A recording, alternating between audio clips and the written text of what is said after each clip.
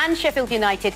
Newcastle won at Southampton, Wolves against Brighton, and Burnley versus Tottenham both ended all square. There's still one match to take place, with Leicester City playing Aston Villa on Monday. And with me over the next hour to go through all of the weekend's talking points are Ryan Giggs and Matthew Upson. Welcome along to both of you. But there really is only one place to start, and that is at Old Trafford for the Manchester derby.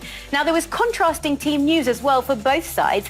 For United, Captain Harry Maguire was past fit after an ankle injury, but City's talisman Kevin De Bruyne missed out with a shoulder problem. United made 2 changes from their last league match. Williams and James were recalled. Pep Guardiola made 5 changes for City. Cancelo, Otamendi, Zinchenko, Foden and Sterling were brought in. Commentary comes from Jim Baker. What made you happiest today? Well, the desire, attitude, commitment, the connection between fans and players and the team, because what a day they've had today, both the players and the fans. It's been, of course, they make us defend. That's just that type of team they are, but our fans can see players with commitment and attitude and desire, and we've done our job then as a coach today. When we spoke before the game, you said we need to be on the front foot. Is that exactly what you got? Well, I think so. I think we at times pressed them and pushed them back, and we tried to be aggressive with the wing backs and 3 up front. So we ended up with 3 at the back. So when we hit the press, I think we made them make mistakes, and of course we're happy with the result. I can't put a finger on anything, but at times you'd like to defend with the ball in the team sometimes. But I'm not going to complain. Pep, Derby Day defeat for you. What's your reading of the game and how it unfolded? Well, good game. We play good. Our positional game was really good. We missed a little bit, especially in the first half when we arrived in position the 3 quarters to be a little bit more aggressive. We conceded a goal. We should avoid it, and after 5 minutes for the spectators, but not much, 1 or 2 counterattacks. Second half was good, and congratulations United.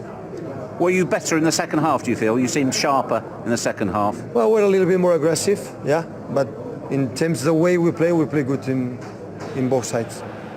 Well, we will come to Manchester City in just a moment, but first of all, for Manchester United, what a huge win and a huge moment in their season. And Ryan, you played in so many of these matches, of these Manchester derbies. Give us a sense of what the dressing room would have been like after the match. Oh, no, it'd be buzzing. I mean, United are in good form, but to beat City, local rivals, and obviously they're going for that top 4 as well, it was huge. And the manner as well, you know, concentration, desire, imagination with the first goal. So, yeah, Ollie will be pleased. You know, you see the fans, the scenes at the end, the players, and yeah, it's these sort of games that you miss when you retire, because the atmosphere is buzzing, and that last 5 minutes, the crowd getting behind you, and no, United fully deserved it today. Do we feel now, when we watch Manchester United, that real progress is being made?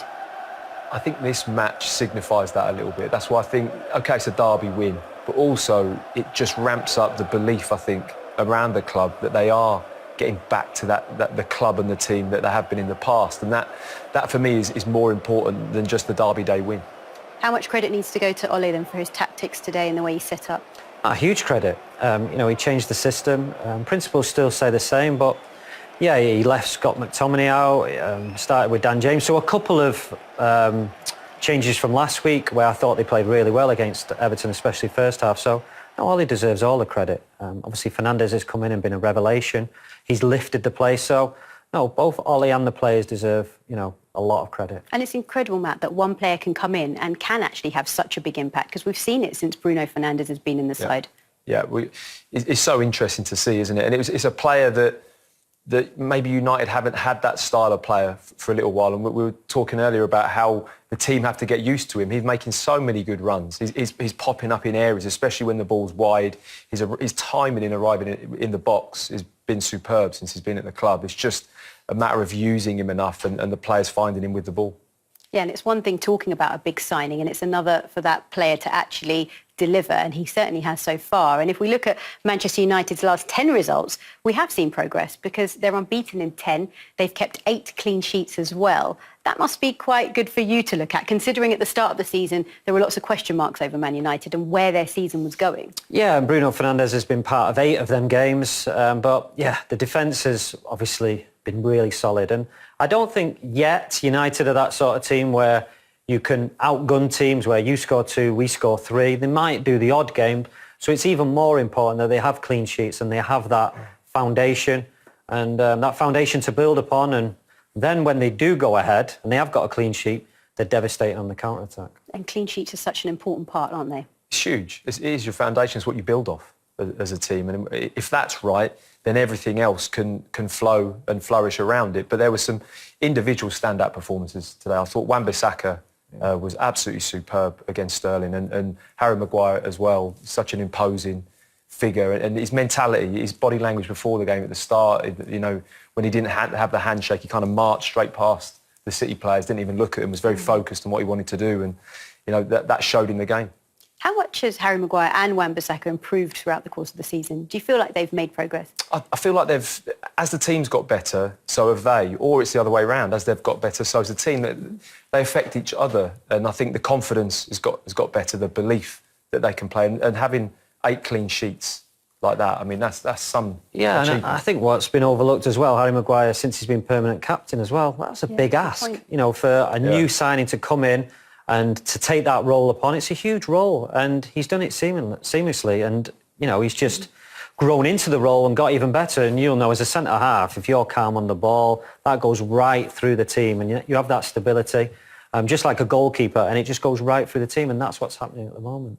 Okay, that's a good point, actually. So should we actually look at the goals? Let's look at the opening goal. Ryan, first of all, was this a free kick? No. I'd like to say it was, but I thought it was soft. But yeah, you see in players now, they go down very easily.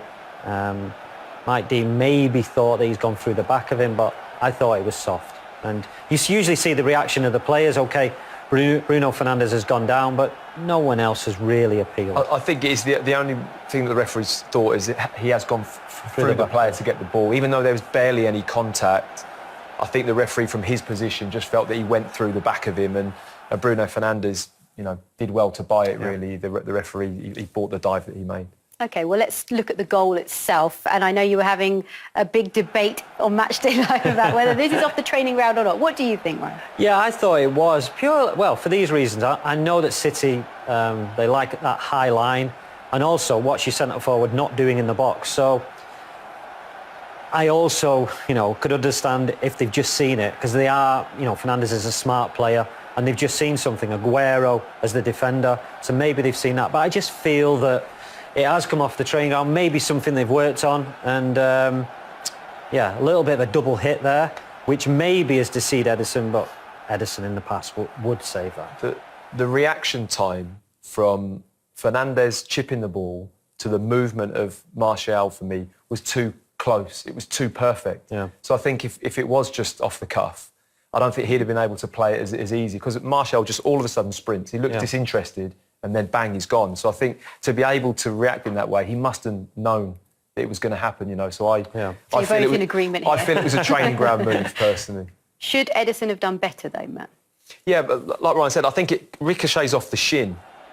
So for a goalkeeper, you lose 2 things. One, the ball doesn't drop down further enough, so you lose a fraction of a second in the fact the ball hasn't dropped to his foot, and also it's coming off a really hard surface, probably off his shin pad or off his shin, and it's just cannoned off the wet turf and just didn't get down quick enough. I think it was, we might be being a bit harsh to say it was a mistake, but I think he will be upset, I think, that he didn't save it. Yeah, he's a quality goalkeeper, you know. More often than not, he will save that, and especially in a big game like that, it's fine margins. Well, we'll certainly be upset with the way the second goal was conceded, because this was McTominay, and Ederson, more than anyone, will probably not be able to forget about this for a long time. I think it's interesting to see, first of all, where Scott McTominay starts from. He's actually deep in his own box, so for him to end up there, he's on the front foot, and Ederson wants to get things going. Obviously, there's a few minutes to go. So the right intention there from Ederson. The right intention. He plays the ball, and maybe because by this time it had rained a lot. I'm trying to give Ederson sort of blame the weather. Defend him, yeah. But it does skip off. But No, it's a big mistake. And he made a couple of mistakes, Edison, unlike him. But also, that is a brilliant finish. And like I say, on the front foot, moving ball to curl it into the goal. It's composed, isn't it? It's a lovely curl. He has to bend it round the player as well, doesn't he? He has to kind of just feed it round the Man City player. But Edison just had a lapse day mentally. He just looked a fraction off the mental decision-making that makes him a top player. And when you are in matches like that, mistakes happen. And I guess it happens, doesn't it? It happens to every player. It happens to all goalkeepers at some point. It happened last week with David De Gea. It did, didn't it? It can happen, and normally when a goalkeeper makes a mistake, it's a goal. It's just the worst part is that it was in such a big game. But from Manchester United's perspective, they've got good momentum now, haven't they? What do you think of their chances in terms of the rest of the season? Are we looking at a team that will be playing European football? I do, yeah. I think you've just touched on it there, momentum. So many things are going for them. Fernandes has come in and done so well. They've got players coming back. Bailly's back. McTominay's back. Hopefully Marcus Rashford will be back soon. And they're still in two cups as well. So they have to keep it bubbling. And that you can imagine it in training now. It's just a different dynamic. Everyone's buzzing. Everybody wants to play.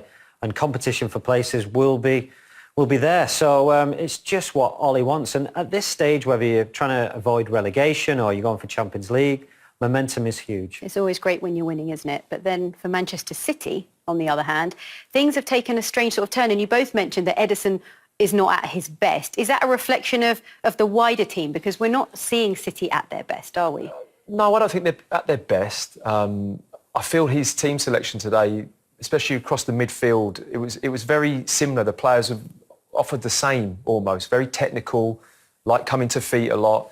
I think they've really missed Kevin De Bruyne, his ability to burst through midfield, break a line, and he's aggressive with his passing, isn't he? He likes to hit the ball forwards and play aggressive passes. So they just lacked a little bit of that to me today and looked a bit blunt, if I'm honest. And then if you add a couple of mistakes to the mix, you end up getting beat. But they still play lovely football. They pass the ball, and Pep is fixated on that, isn't he? Yeah. He loves watching his team play really good football, and he will always defend them and defend the way they played every time after a game, even when they lose. Yeah, certainly so. He did in that interview, didn't he? Yeah. Well, he's actually suffered the most defeats he has in his entire career, 7 in a season, and there's 10 games to play, but he will not be happy looking at those records.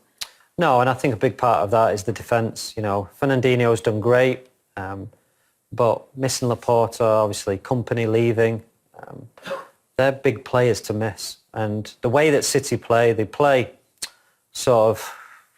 they gamble a little bit because the full-backs will be high and very much there'll be 2v2 at the back. But in the past, they've been able to handle that. When you got Otamendi coming in, Fernandinho, it just doesn't look the same that when they are on the ball and lose it, they're not as safe at the back. The centre-back position is a bigger problem than what I think a lot of people give it credit for. Really? It's a major problem for me because you're losing a top midfield player and you're playing him at centre-back. And he's an OK centre-back, but he's not top centre-back, is he? And I think it's a double whammy in that sense. Yeah. OK, well, let's move on.